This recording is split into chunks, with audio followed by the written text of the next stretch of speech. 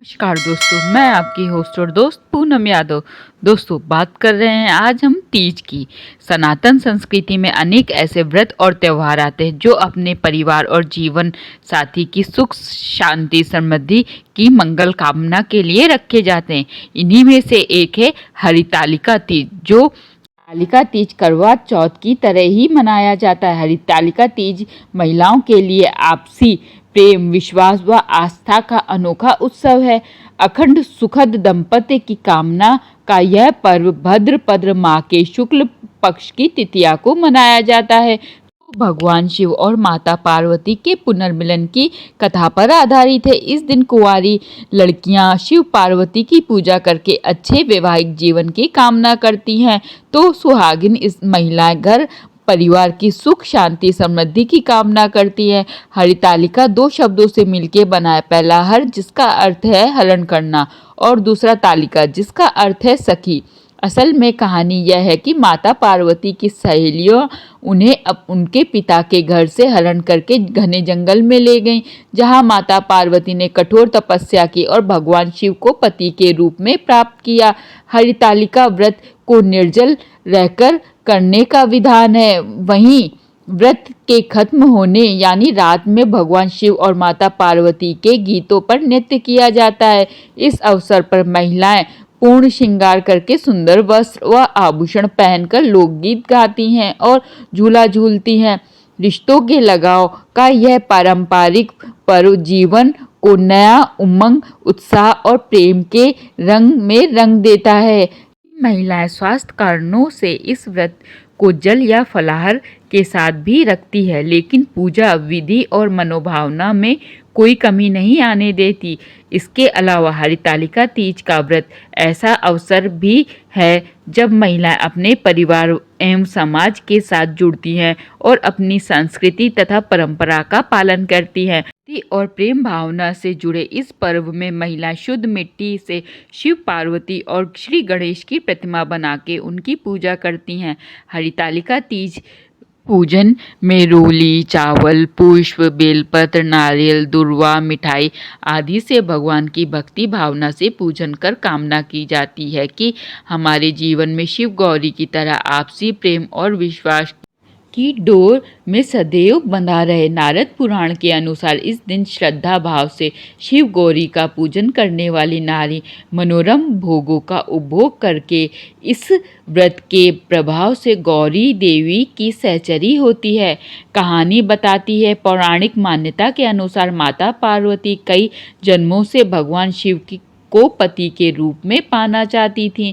इसके लिए उन्होंने हिमालय पर्वत के गंगा तट पर बाल अवस्था में अधोमुखी होकर तपस्या की। माता पार्वती ने इस तप में अन्न और जल का भी सेवन नहीं किया, वह सिर्फ सूखे पत्ते चबाकर ही तप करती थी। एक दिन देवऋषि नारद भगवान विष्णु की ओर से पार्वती के विवाह के लिए प्रस्ताव लेकर उनके पिता के पास गए। पार्वती के पिता ने तुरंत ही हाँ कर दी। जब पिता ने पार्वती को इस बारे में बताया तो काफ़ी दुखी हो गईं।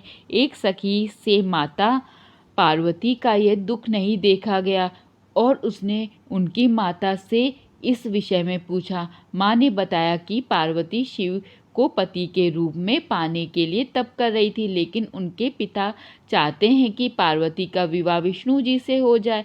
इस पर सहेली ने माता पार्वती को वन में जाने की सलाह दी। इसके बाद माता पार्वती एक गुफा में जाकर भगवान शिव की तपस्या में लीन हो गई। भाद्रपद शुक्ल पक्ष की तृतीया के दिन माता पार्वती ने रेत में शिवलिंग बनाया और शिव जी की स्तुति करनी लगी। कठोर तप के बाद शिव भगवान ने माता पार्वती को दर्शन दिए और उन्हें पत्नी के रूप में स्वीकार कर लिया।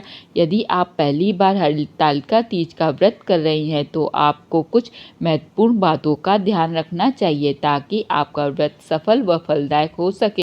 और श्रद्धा, यह व्रत काफ़ी कठिन होता है, इसलिए इसे रखने से पहले शरीर और मन को तैयार कर लें। इस व्रत में मन की शुद्धता और ईश्वर की प्राप्ति अटूट विश्वास आवश्यक है। केवल शारीरिक रूप से व्रत रखने से इसका पूरा फल प्राप्त नहीं होता, बल्कि मन से भी शुद्ध और श्रद्धालु रहना आवश्यक है। वहीं अगर आप नियमित रूप से व्यायाम आदि करते हैं तो इस दिन ये सब ना करें ताकि पूरे दिन ऊर्जा बनी रहे। इस दिन आप व्यायाम के रूप में डीप ब्रीदिंग और मेडिटेशन कर सकती हैं। इससे आप स्वयं को रिलैक्स महसूस कर सकेंगे। यह हल्का मेडिटेशन शरीर में ऊर्जा के स्तर को संतुलित बनाए रखने में मदद करता है। पूजा की तैयारी। यह व्रत निर्जला होता है, लेकिन अगर आप सेहत की वजह से यह संभव नहीं हो पा रहा तो आप जल या फल का सेवन कर सकती हैं। हाँ, अन्य किसी प्रकार का आहार लेने से बचना चाहिए। आप जब पूजन की तैयारी करें तो इससे पहले पूजा करने के लिए आवश्यक सामग्री तैयार कर लें। इसमें रेत या शुद्ध मिट्टी से बने शिवलिंग, भगवान शिव और माता पार्वती की मूर्ति, बेलपत्र, धतूरा, फल, धूप, दीप, रोली और चंदन भी शामिल है। इसके अलावा पूजन स्थल को स्वच्छ कर लें। और हरतालिका तीज का व्रत शुद्धता से जुड़ा होता है, इसीलिए इस दिन शारीरिक और मानसिक रूप से विशेष ध्यान रखें कि स्नान करने के बाद वह सुंदर वस्त्र धारण करें और व्रत का संकल्प लें।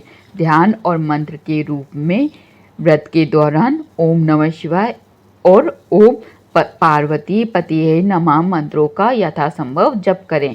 व्रत का समापन। इस दिन रात भर जागरण करने का विशेष महत्व है, जिसके लिए भजन कीर्तन भी किए जाते हैं और भगवान शिव और माता पार्वती की कथा का भी पाठ किया जाता है। इससे आपका मनोबल बढ़ता है और व्रत का फल भी अच्छा प्राप्त होता है।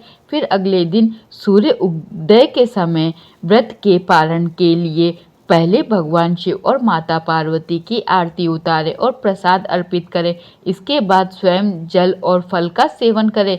व्रत का पालन करें और अच्छे मन से, अच्छे विचारों से ईश्वर के प्रति कृतज्ञता का भाव रखें।